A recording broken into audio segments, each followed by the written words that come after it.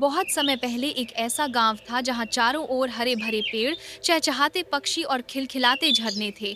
उस गांव का नाम था गुलाबपुर। गुलाबपुर की एक खासियत थी, वहां के फूल दुनिया के हर रंग से भी ज्यादा चमकीले और खूबसूरत थे।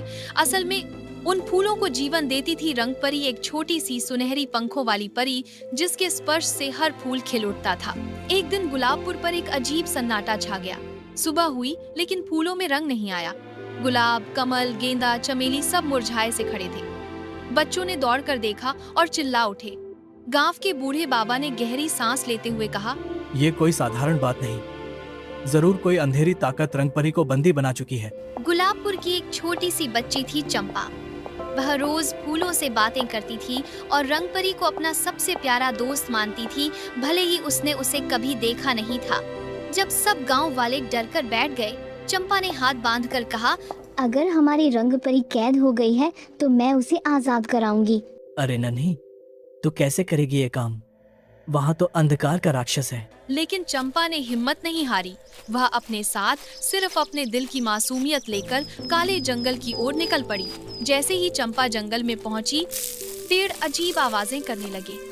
झाड़ियां खुद ब खुद हिल रही थी, लेकिन चंपा ने अपने दिल में हिम्मत रखी। रास्ते में उसकी मुलाकात एक घायल हिरण से हुई। उसने प्यार से उसका घाव बांधा। हिरण ने आभार जताते हुए कहा, तुम्हारा दिल सच्चा है। मैं तुम्हें छाया राक्षस के महल तक का रास्ता दिखाऊंगा। फिर उसे एक झील मिली जिसका पानी काला हो चुका था। वहाँ पानी की आत्मा रो रही थी। छाया राक्षस ने मेरा उजाला छीन लिया है। चंपा ने अपने छोटे दिए को झील के पास रख दिया। अचानक पानी चमक उठा और आत्मा मुस्कुराई। धन्यवाद बच्ची, ये उजाला तुम्हारी रक्षा करेगा। अब चंपा के पास सिर्फ हिम्मत नहीं बल्कि झील की दी हुई जादुई रोशनी भी थी। आखिरकार चंपा राक्षस के किले तक पहुंची। वह किला पत्थरों से नहीं बल्कि धुएं और अंधकार से बना था। अंदर सब कुछ ठंडा और डरावना था। एक बड़े हाल में उसने देखा रंगपरी लोहे के पिंजरे में बंद थी।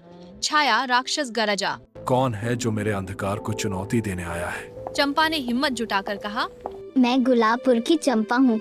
मैं अपनी परी को लेने आई हूँ। राक्षस ठहाका मारकर बोला, छोटी बच्ची, तुझे लगता है तू मुझे हरा सकती है? मेरा अंधकार सब कुछ निगल सकता है।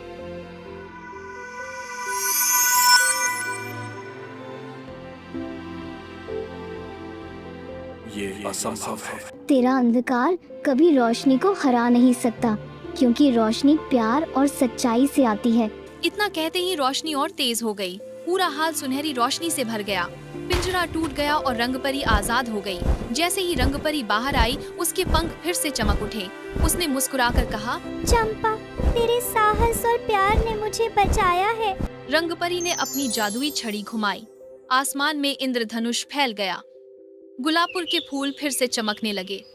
छाया राक्षस रोशनी में पिघलकर हमेशा के लिए गायब हो गया। गांव वाले चंपा को नायक मानने लगे।